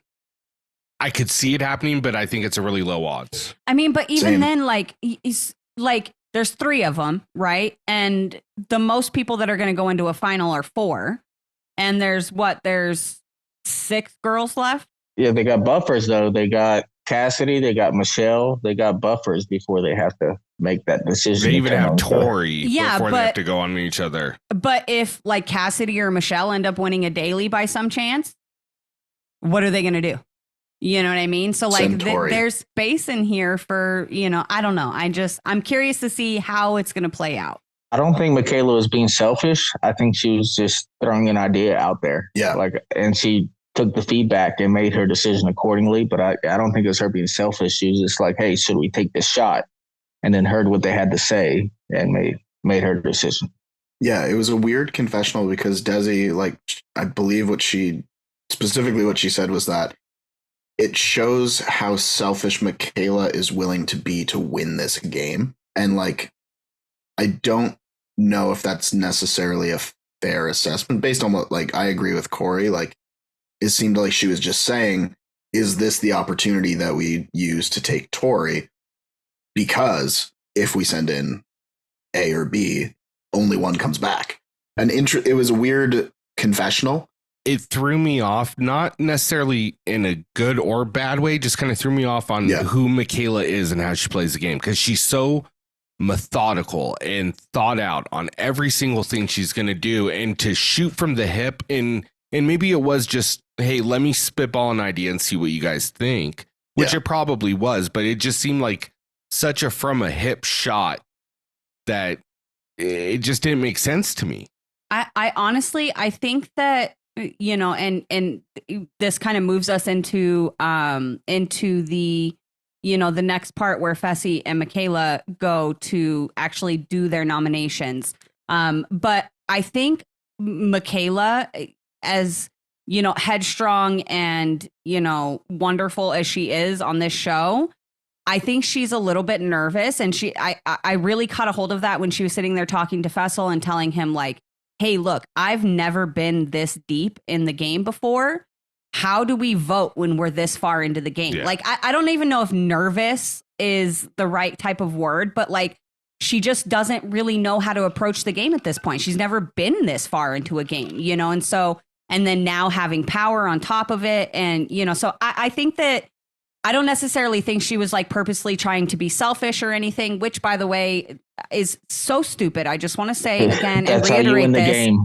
Because again, and we talk about this all the time, but to me, saying that Michaela is willing to be selfish to win the game, well, duh. To me, that's the same thing as somebody being well, I can tell so-and-so is only here to win for himself. Well, duh. How do you expect me to win if you keep putting me in every time? The fuck? Yeah. So anyway, I think that Michaela she doesn't know how to move forward. And so she's just trying to gather up people's advice. I don't necessarily think she was trying to be shady in that moment. Well, no. Go ahead. Jinx. Stand up. All right. Well, no, I'm going to just kind of move it forward with Fessy talking to her, and 2 things real quick. One, Fessy explains it really well, which is you don't want to put Tori in right now because the odds of her coming back and winning a daily then shooting at you is a lot higher. Well, and he's going to take heat for it too because he's sitting in the room with Michaela. And Tori took him out last in Ride or Dies. It was him and her and Devin that made the decision over Bananas. Yeah. And he gives her solid knowledge. The second part of this is my hot take is this is Fessy's best season by far. I don't really think that's a hot take though. I was going to say that's like the hot take part is if he keeps playing like this, he's going to win. Oh yeah. He's going to win and maybe multiple. If he can continue this, and I know it might just be an edit that we're getting, but it's a great fucking edit he's getting. Well, great here's one. the thing too. On the daily when he won, when they had the confessional with him after he won, he acknowledged that he won back to back, but he said the best part about that is that it keeps him safe because it's a double elimination. That was Faysal. Fessy would have been cocky as fuck if he won back-to-back dailies in this with a double elimination coming, but he's playing the game differently. Yes. And to that point, Michaela was also super smart because she played to Faysal's ego as well when she said, like, how do we play this? Right. And then from the edit, at least, she got him to say all the names. She didn't say anything. Yeah, well, and that was my other thing that kind of threw me off a little bit in this nomination. So obviously Fessy starts out by, pretty much narrowing everything down and saying that he wants to say Chris's name because he's already said it before. And, he's got friendships and alliances with like every other guy in the house. And she doesn't really fight him on this. And then they move on to the girls. And he says that for the girls, for him, it's between Alyssa, Cassidy, and Tori. And that one threw me off because I was like, why would Fessy want to shoot at Tori, knowing that they're most likely obviously running this final as individuals, and it's going to be a male and female, but like more than likely the final is going to have partners. So why would a male like Fessy want to get rid of a strong female like Tori? Like why was that even an option for Fessy? Because he wanted to float it out there and see where Michaela stood on Tori. I mean, that's possible too. I didn't really think of it that way, but I think two things. It could be, I don't know for a fact, and I don't even know if I really feel this way, but it could be one that, like we just said, Tori threw him in Ride or Dies right before the final. And secondly, it could be, look at what he just said last week about, I want to throw Bananas and Wes it, but Tori's not going to let it happen. He could be willing to just say, no, I want to get all these challengers out to give myself the best chance, which is counterintuitive because more than likely they are going to be running as pairs with a woman. Yeah. And that's what I'm saying. Like, why would you want to throw Tori in over, like, to me, it would be like Cassidy, Alyssa would be like the first picks, right? Like Michelle, like those three right there, like the ones you're going to want to keep around are like the Desis, the Chanelles, the Tories, the Michaela. Well, you can't say Michaela's name anyway, so it doesn't matter. Still, but nonetheless, yeah. It just threw me off that he was like, that Tori was even an option for him. Like, I totally understood it coming from Michaela because Michaela has to beat Tori in a final if they both make it. But Faysal would get to run with Tori, and she literally is coming off of a win. So, like, it's just, I don't know. It was just weird. She's coming off a second, but yeah, I feel like the main thing is him trying to get a feel for where Michaela stood on Tori. Yeah. But the flip side, like it feels weird, but I'm giving Faysal another compliment. The way that he approached saying Alyssa's name and saying, like, I already went to bat for her once, and she was one of the first out of the daily. Yeah. So what did that get me? And so him on Alyssa and saying, like, yeah, she's a big brother number, but me protecting her does not benefit my game anymore. Because she can't do anything for him. Can't help him at all. And the flip side is Michaela not saying a guy's name and knowing that she didn't have, by her not saying it, she can say, I didn't say your name. But Faysal's got an alliance with every other person in the house. Well, and he's also placating the house. Like, everybody's fucking pissed at Chris right now. He upset Everybody a lot of hates people. Chris. Yeah, exactly. So, it was a smart move for him. I agree. The Tori one was the only thing that threw me off, but I do agree with their final nominations. Oh, absolutely. I think it was a foregone conclusion that that's what they were going to narrow it down to. Like, I just Michaela didn't even see said it. Yeah, like Michaela wasn't going to be putting up a fight for anyone except for the two other women, Desi and Chanelle. Yeah. Like she wasn't going to fight Tori except for Fessy obviously worked through the explanation like we were saying. Right. Once they got done with that, I'm feeling for Chris. You know, he finds out he's on the fucking chopping block again. He's in the confessional room and he has a little bit of a breakdown. But I liked how he just kind of reaffirmed to himself, I always come back. I always come back. And it's like, I can see a path as convoluted and tough as it is. I can see a path to the final for him. Dude, what if he pulls another fucking survivor? Like literally just comes from like the underdog bottom of the fucking cast and fucking wins. Like what, like how crazy would that be? Oh my God. It would be dope, but I just think the competition's too steep with the people that are in there. But once again, it goes back to, we've never seen him do anything like this before. Yeah, so. that's the thing. Think that he does marathons. I'm not 100% sure, but I feel like somebody said that Chris does either marathons or triathlons or something like that.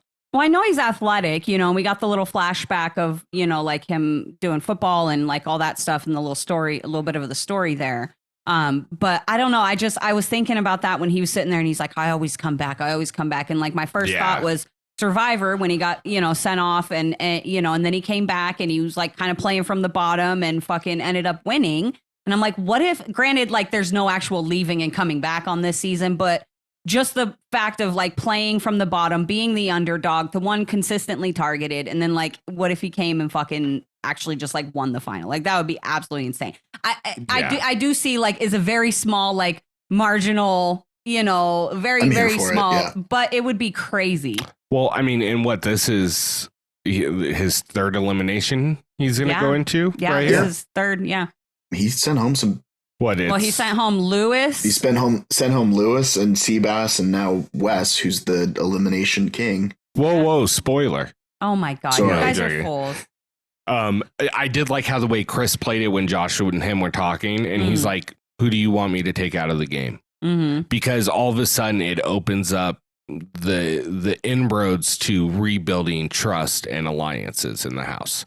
So it's a smart move. Yeah, no, I agree. But again, this one threw me off a little bit because again, Chris is like, oh yeah, I want to take out Wes because Wes is going to be the hardest to beat in the final. And it's like bananas exist. Bananas exist here in this final though too, buddy. How much has Josh been running his mouth about thinking Wes is going to be the toughest one to beat in the final to Chris though? Yeah, that's true. And I Chris guess turning it. Josh probably influenced that a little bit. Yeah. I don't know. I don't know. It's also probably easier to get the numbers on Wes than it is to get the numbers on Bananas at this exact point. Yeah. I think within the next week or two, it's going to be, these are the people that are left. Out of the people that are left, we need to get Bananas gone. So I'll be interested to see, but. I know it's hard for you to believe, Tony, but I think Bananas is more well-liked amongst other challengers than Wes is. That's what I just said.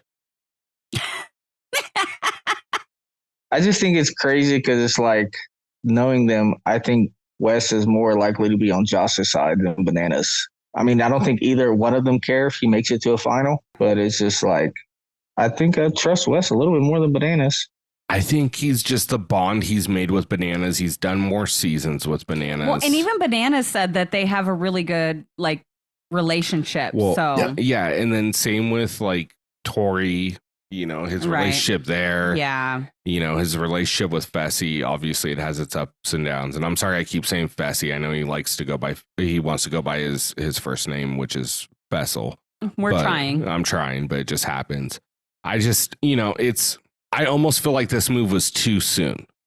Flipping on Wes. Yeah, I think it was too soon. It worked, yeah, and that's the hard part to argue. It worked, but... Well, we'll see, because there still could be repercussions from this. I'm pretty sure Wes is gone.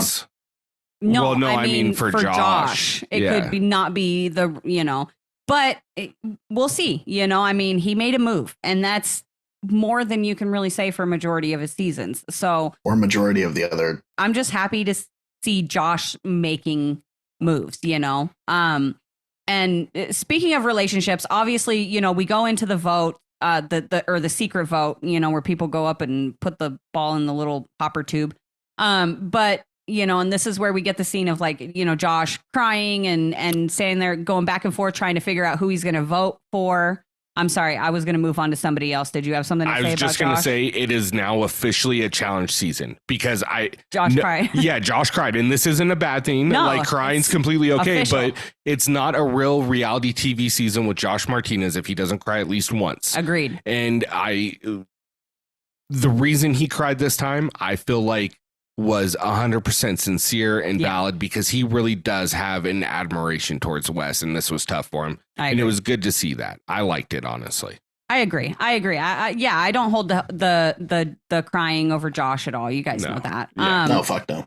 It just wouldn't be a season without it. That's all. But the one I wanted to talk about was actually Cassidy. So when Cassidy goes in, she, you know, has some confessionals or whatever, and she talks about how she is, you know, she refuses to go against the Survivor girls.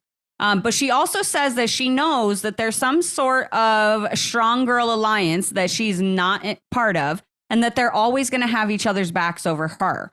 And so my question is it's like, if you know that and you've seen these signs, then why are you sticking to them? Why not make an alliance that's going to have your back? Like, I know you're mad at Tori. I know, like, she had her whole little friendship with Tori and got mad because Tori had to throw her in last week. But like, it's a fucking game. And if you see that these Survivor girls they've got each other's three backs before yours, like, just, I don't know, like, or even the guys, like, it's not a bad idea to have some of these guys on your side as well. You know what I mean? So it just threw me off that she was like sitting there talking about knowing that this exists and that she's kind of bottom of the list there, but she's still not gonna like go for them at all. And it's like, why are you showing loyalty to people that you know are not going to show loyalty to you? All right, so they could technically still do it. Would it make sense for Cassidy to go to Tori and say, me, you, and Michelle, the three of us, if we win, we try to target one of, you know, Desi, Michaela, Chanelle? Mm-hmm. I mean, I think it does make sense on that half, but does Tori take the offer? I think she would. And it would be smart because then she's covered on both sides. She doesn't even have to win. And in fact, I would make sure I don't win just so I don't have to, you know, sell myself out.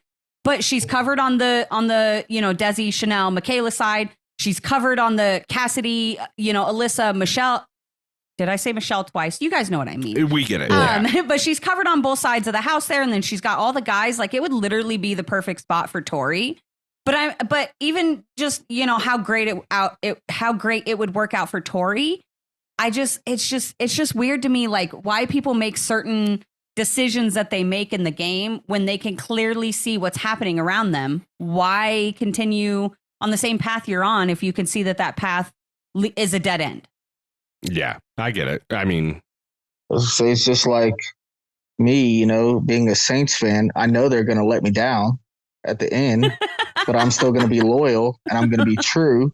And now Cassidy did that, and now all the cards are laid on the table. So now she knows I'm not the bad guy. I mean, the flip side too is like if they're kind of not including her because they don't think she can be trusted, and she's proving time and time again that she can be trusted and that she will continue to vote with them, perhaps she's taking a page out of the vet's book and is playing for seasons down the road. Or she doesn't really have a better option at this point. Yeah. All right, two things. One, I never thought I would be friends with a Saints fan like I am with Cory. And it's because he has the same outlook on his team that I do, which is they're eventually going to disappoint me, and I'm okay with that.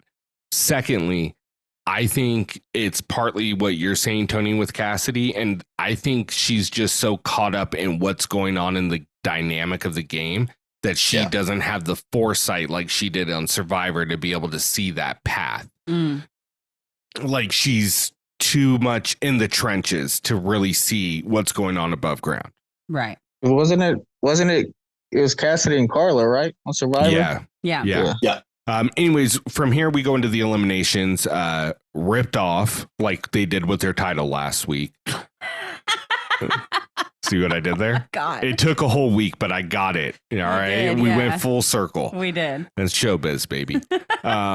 Anyway, so what this is it's basically the same elimination that they did in Dirty 30 when it was Tori and I believe Marie and then Ammo, Elizabeth, and Jordan. And one thing that changed it was instead of being on the ground in a wrestling match, now they're on like this lift where a spool, yeah, where they can go around the circle of this spool. Guys, watch the elimination. Yeah, it's hard Google to explain. that shit. Yeah.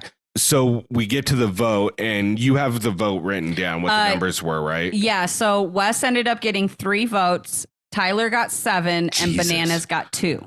I thought it was a little bit more even split between. No, they wanted Tyler in there.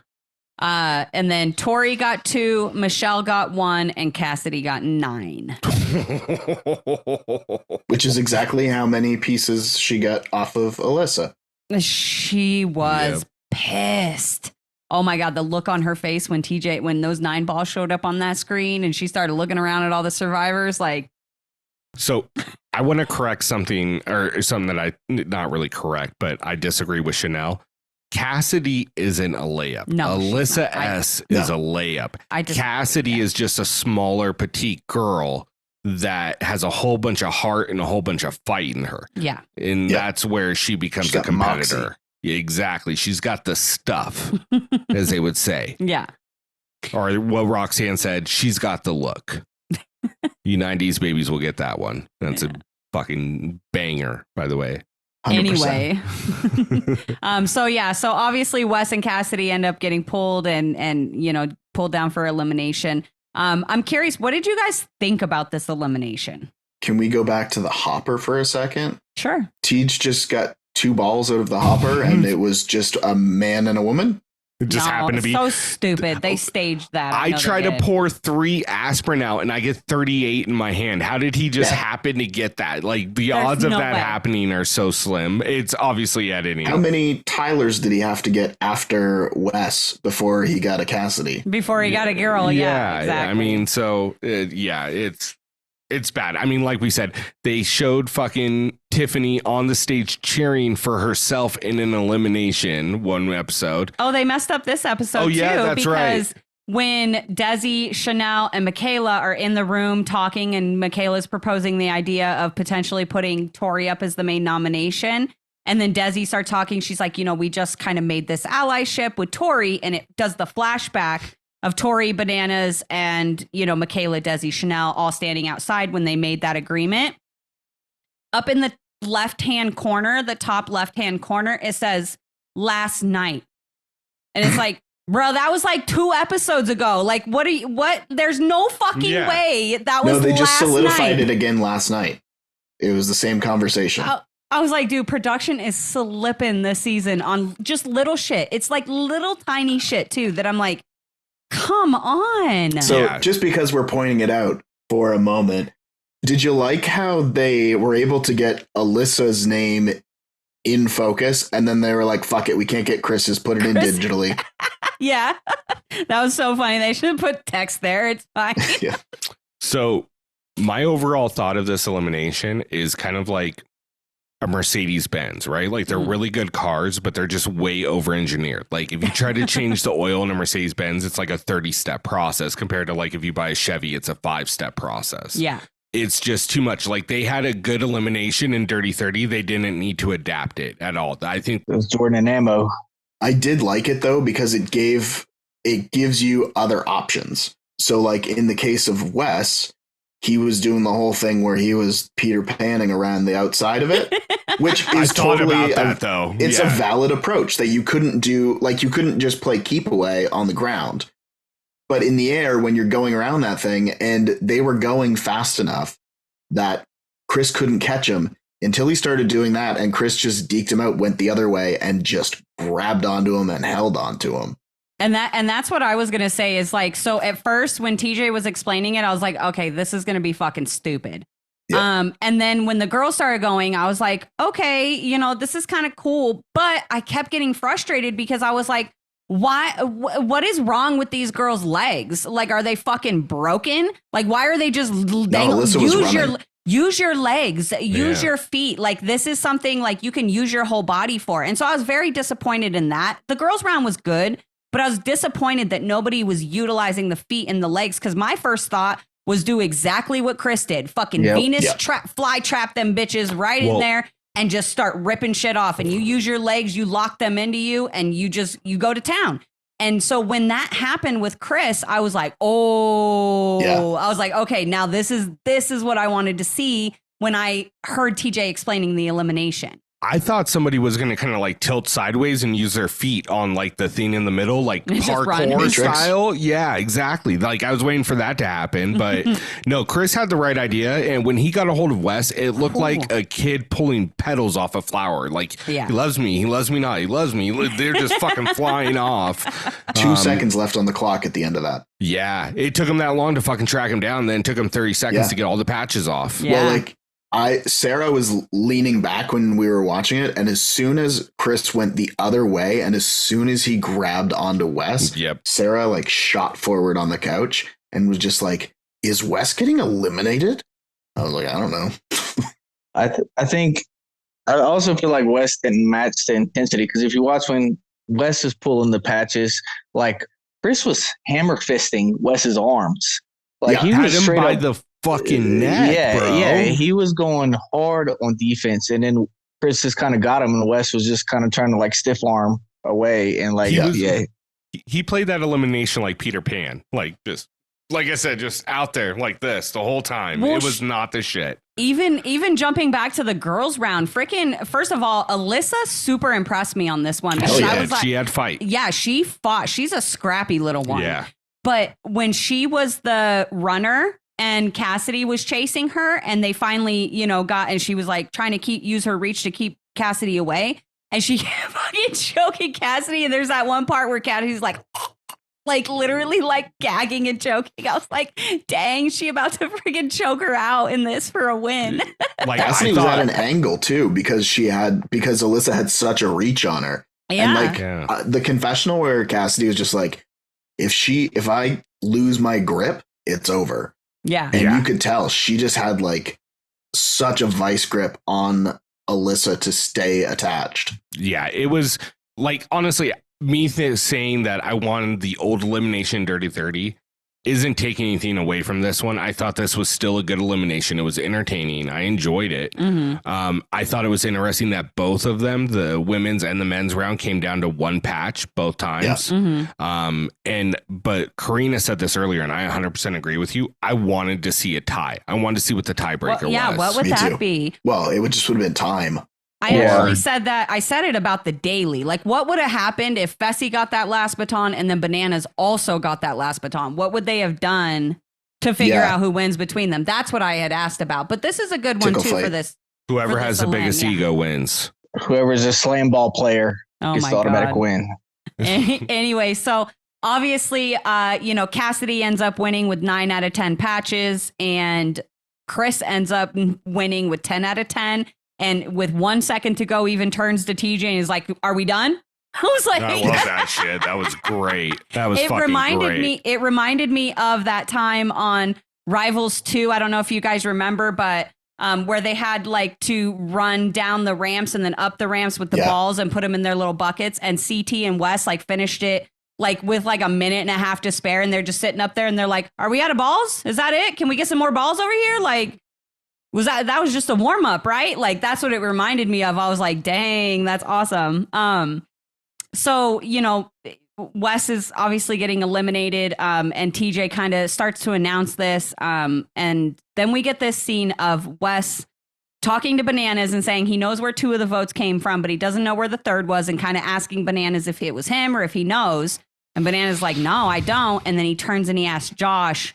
And Josh just gives him the look. And first of all, props to Josh for being honest and not making Wes find out by watching the show or, online or whatever. Or he could listen to Bananas podcast before the episode. Bananas podcast, yeah. But Wes actually seemed like genuinely hurt from this, right? Okay, I was like, am I crazy or what? Well, Josh said like you'd be the hardest to beat at the end, and then he's like, "That's not what you've been saying the whole time." It's like, first off, yes, it is, but secondly, Just not to you. Josh's job is not to make sure that Wes makes the final. Yeah. Yeah. I agree. Yeah. So here's my thing: is you fucking lie. You don't tell the truth. You tell him the truth after the season's over, before it goes to air, and you call him up and be like, "Dude, I just have to tell you, I was the extra vote that night that you went in." I don't know that I agree with that though, because then he breaks the trust of the fact that he blindsided Wes and threw a vote on him. And then he also fucking just straight up lied to his face standing in the elimination ring. Like, I'd be more pissed if I was Wes. He got found out publicly. And I don't care what anyone says. I have a real feeling that there's going to be repercussions to this from other challengers, the vets, For breaking the vet on for vet. breaking that fucking little truce they had. Challenger crime. Yeah. You know, and that's my thing is like, you lie in that moment. You are so concerned about getting to this final that you have to get Wes out and do a secret, like fucking throw a vote on him. Then you lie in this situation. And if you try to salvage the relationship, you do it after the season, but before it airs. So as soon as you're done rapping and you're on that boat in Ibiza, you call Wes and say, "My bad." Say one, what is challenger on challenger crime? First of all, It's horrible. Second, I know Josh is an emotional guy, but I just wanted Josh to straight up just stand on his move. Like, just say, "I had to, bro. I had to make a move." It's that point in the game. Like, I just wanted him to. He said, "I'm sorry," and he said, "You were the one I needed to beat. Like, you're the one. You would be the hardest to beat at the end." Yeah. He just did it in a different way. Like, he was trying to hug on Wes and kiss Wes's head and say, "Oh, I'm just so sorry." But I just wanted him to be like, "No, bro, I had to do it." Corey wanted him to say it with his chest out. Yeah, say That's what what you he chest. wants. That's not Josh, though. But yeah, I do Yeah, I agree. know. But it's just not But Josh. also, like, even Banana said, like, he didn't think that Josh would do it to him. No, he wouldn't. But Which is crazy. everybody said within the vet group that the relationship between Wes and Josh was the shakiest relationship in that alliance. So, also, if you want to get down to it, Bananas put one on Fessy really early on. As soon as they made their Operation Hat Trick, he did that. Yeah, exactly. But nobody knows about that. Nobody knows. That's, you don't tell the truth. This is a game about deceit. It's a game about deceit, but it's also about a game about owning your moves and also getting credit for big moves, like being potentially the vote that got Wes into elimination and out of the game. Yeah, And out of the challenge forever. Yeah, I don't see the point of that because there's not a vote on who wins. Nobody has to know your moves. You just have to make the moves. It's not like Survivor where your moves, or Big Brother, your moves matter for you to win. Right. Yeah, for people to vote and that's for you, my thing is like, if you're salvaging the relationship as friends outside of the show, you make the call and you have the discussion and you say it with your chest, you say why you did it. Yeah. But in the game, you lost social currency by saying it in front of all those people. And everybody knows what happened, and Bananas is going to tell people. I mean, it's not hard to figure out, though. Like, there's a display screen in the elimination with all the balls for all the people. Yeah, I mean, here's the thing is, like, you could have easily played it as like, oh, it was Cory. Yeah. You know what I mean? Nobody would have thought differently. I would never do that to Wes. I know you wouldn't. Yeah, you would. Even though he's a Chiefs fan and they're not as good as the Saints and the Falcon, who are undefeated. Yeah. Oh my god. So, what'd you think about Tyler and Alyssa's goodbye? You think it's real? I felt bad for Cassidy. She just had to stand there. Yeah. She was in frame standing there while that was all going on, and she was just like, do do do. I think it's real, but I'm just tired of seeing it. Like, just because they're at risk so often, I guess we keep getting it nonstop. Yeah. Yeah. But I think it's real. Like, I do too, honestly. Like, I was like, it just feels very different than like the Tori Sebastian, showmance that was going on this season. Yeah, the 'cause he's got the digits. Tyler Alyssa one felt very different, felt very real. And, I don't know if they're seeing each other at this point or if they like started seeing each other or anything after the show finished filming. But I don't know. There was I don't know. It felt weird. It felt very real. I'm happy for them. But at the same time, I am actually glad that both showmances are gone and we don't have to deal with showmances for the rest of the season, because while it's cute, it's just I don't really like care unless it becomes like long term, but just like these little quick like get me through the season showmances, I don't give a shit about. I think they'll baton together long term. We still got Fessy and Fessy's showmance. Anyway, oh my gosh. The love affair of himself. So anyway, obviously after the elimination, TJ is saying goodbye to Wes and Alyssa. And Wes turns to everybody and says that this is his last season. He will for sure not be returning. TJ responds to him and says, "You are an icon of this game. You're a staple and you're more than welcome back anytime. We really, really hope that you reconsider someday, but nothing but love until then. Congratulations and take care, man." So to me, this just sounded like him saying, yeah, we will see you on season 40 and then you can retire into dad life. Have a good, have a good rest of your year. So see you on All Stars 5. I saw like a post or a meme online and somebody was like, "This is my last season. I'm retiring, TJ." Yeah. Okay. We'll see you on season 40. Good luck with that. He better not come back. I'm just saying, I love him and I think he's great for the show and always has been, but it's just like you drug it out too much. Now you got to just stay away. You almost have to do it, right? Yeah. And that's what I was going to ask you guys, because I know that, earlier in the season when he was going into that elimination against Dusty, we had this conversation about, because he was talking then about how this would be his last season. And we had discussed whether or not we believed Wes was retiring. And I'm just curious whether with this latest speech, if you guys feel differently or if you guys still kind of feel the same. I think he's been checked out mentally for such a long time. I mean, I'm hoping, and I think this one's genuine, but I just think he's been checked out for a while from like when he comes on. And I just hope he does. Like he doesn't need to be there anymore. Like I understand it's been a part of his life for so long, but it's like he doesn't need the money. He doesn't need any of it. And I just go out, man. Like, I mean, you should have went out on All Stars when you won. Like Peyton Manning. Going out on top. Yeah, going out on top. But you can't come back now. I mean, he has to come back at some point. Gotta dethrone his rival. Selfishly for season 40, I want him back because you can't have a best of the best without Wes Bergman. You just can't do it in the challenge. He can step away after that. Do I think he's been kind of checked out? To a degree, sometimes, yes. Yeah. Do I think he's still one of the toughest competitors in the challenge? Yes. I think nobody ever really wants to go against Wes. Clearly. And I think that we are coming to the swan song of a lot of our challenge favorite legends, like the CT, the Bananas, the Wes, and this is... You think 40 is going to be it? I think that's the domino that's going to start everything right there. It's going to be like Survivor. Yeah, the big names, exactly. And I think that's why 39 is so important to them. Yeah. You know what I mean? Yeah. Especially with the announcement. Look, I know there's always the detractors who say, oh, it's going to be boring because we don't know anyone and blah, blah, blah. The people that they have on this season look like real fucking competitors. Oh, I'm excited for 39. I'm excited. Yeah, for 39. That's just embracing the future. Like half of the cast are returning rookies from 2 seasons ago. It's because Amanda's not on there and Ashley Mitchell's not on there and Shane's not on there. And so GamerVev's mad? It's half of fucking I was Twitter. Say, that series of names did not cater to me. Yeah. Look, and here's my thing. Well, the Ashley. people they have on there. Yeah, I love Ashley. I would like to see her on. She doesn't fit the format though. Yeah. And the people they have on there, I'm really excited to see. I know we're going off point and We'll do a cast breakdown. Yeah. We're gonna find room somewhere in our schedule to record one, and and we will get that out before the season airs.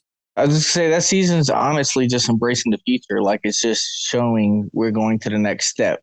Yeah. Like these. Yeah. Because honestly, I wanted this type of season 10 seasons ago. Like I wanted a bunch of non-champs on the season. Same. Yeah. Same. So absolutely. I like the premise on Invasion before they even brought in the champs. Yeah. Agree. You know what I mean? But so I think you're going to get to the same thing I was, which is everybody telling Wes that he's a legend, right?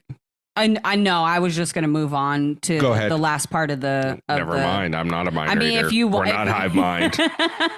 That's me and Tony still. I was gonna just move on to my last point from the episode, which obviously is the last thing that happens in the episode, which is Cassidy absolutely just vocally ripping apart everybody on the stage and calling out all the Survivor girls, telling everybody in the house about this strong Survivor girl alliance, and pretty much calling them all out. This is where we get the confessional from Chanelle calling Cassidy a layup and blah, blah, blah, all that stupid stuff. We've already addressed that.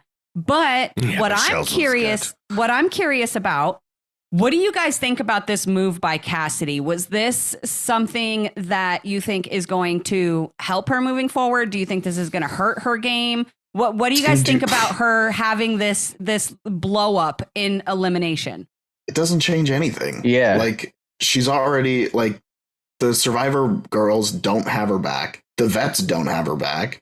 So all she's like, it can serve a purpose if she's basically on the off chance that it blows up an alliance between vets and that particular group of girls because they're like, oh, they're not trustworthy. But I guess, are you going to take the information from somebody who's just been repeatedly put in by those people? Here's my thing is, I think it neither helps or hurts her game in any way. She's already on the low totem pole. We're getting too close to the end. She's going in no matter what. It's now just who's going in against her. Yeah. And it's the same for Chris. And, you know, I did want to mention that when TJ was talking to Chris, where he's like, you just line them up, or they just line them up and you knock them down. You knock that one into retirement. You even sent him into retirement. Yeah. I was like, ouch, TJ. Yeah, it was fucking rough. But Josh's, damn it, TJ. Yeah. But yeah, no, with Cassie, I think it's neither here nor there, honestly. Yeah, I do agree with that. I don't think that it's going to, like you guys said, I don't think it's going to harm or hurt her game at this point. However, I also want to just say that, like, in a normal circumstance, I think because it's so late in the season and there's so little choices now, it's not really going to make a difference. But on a normal circumstance, if it was like earlier in the game, like, I would say this was absolutely stupid to do. But like you said, since there's really nobody, you know, there's not everybody in the Strong Girl Alliance is the people who are left. So you're not really spilling secrets to anybody, any of the other girls there. The guys aren't really going to care because they want those strong girls with them in the final. And, you know, so I don't think it's going to harm or hurt her game, other than if you don't win, there's 0 chance of Michelle getting thrown in and 100% chance of you getting thrown in. Whereas maybe before it might have been like a 95% to like a 5%, but now it's like full out, you're the number one target. You have to win, or you're going straight in as the main nom. Yeah. You know, I guess it could be like, this is the alliance within the alliance sort of situation where she's like, look, if you think you're an alliance of 5, you're actually on the outside of an alliance of 3. Right. Exactly. But again, doesn't change anything one way or the other. But props to her for just being like, you know what, fuck you guys. I did enjoy it. Yeah. If it was very, it was very old school, like, and maybe not even old school. It was very Wes. Okay. It was very, you know, fuck you, fuck you, fuck you. I like you, fuck you, and fuck you too. I'm out, and kicking his helmet. Like, just, it was very, I love the call outs in eliminations like that. And so I did enjoy that she did it as a fan. It was her Hail Mary. Yeah. It's I got to try something. Let's see what happens. Yeah. You know what I mean? But, and just letting them know, like, I'm onto your fucking game. Like, you guys aren't going to fool me anymore. I'm onto your shit, and let's fucking play. You guys want to play? Let's fucking play. And so I respect that. So props to Cassidy. Mind you, I would not want to go into elimination against either Chanelle or Desi. No, absolutely not. No, all right, so that wraps up the episode. Let's get into our confession of the night. Tony, who you got for the confession? You know what? I got to give it to Josh on just like really analyzing the game and coming at it from a different angle than he has in the past. And he's still being loyal, but he's also playing the best game for Josh, not the best game for somebody else. I'm going to break the rule. Mine wasn't a confession, and we might have the same one. but it's when Josh misses the baton and TJ goes, been hanging out with Wes. Yeah.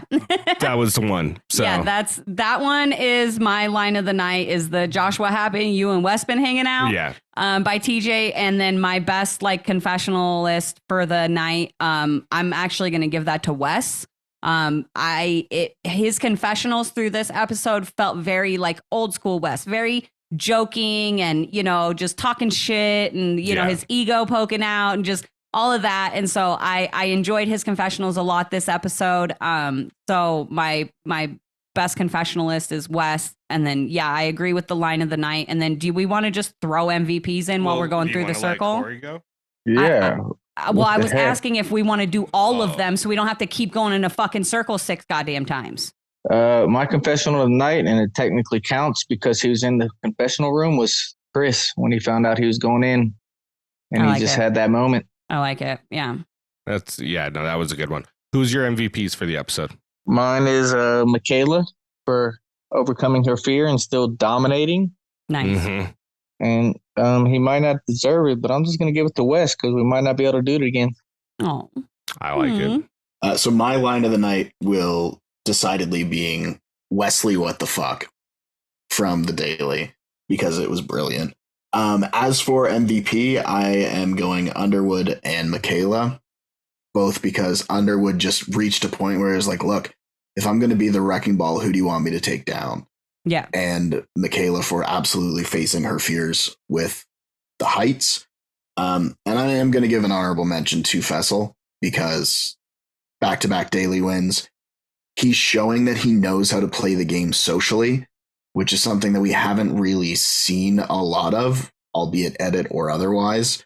And also strategically, like in relation to him saying, like, this is why we should be saying this person, and this person, and this is why we shouldn't say these people. I agree 100%. My MVPs is Michaela, same reasons for overcoming her fears and winning her first daily challenge. And then the human Venus flytrap, aka Chris Underwood. Absolutely phenomenal performance by both of them on this episode. Yeah. So major props to them. And then same honorable mention to Faysal. He's having a great season. This was a great episode for him. He's getting he's either getting a great edit or he's just made major adjustments to how he plays this game and the way he treats the camera.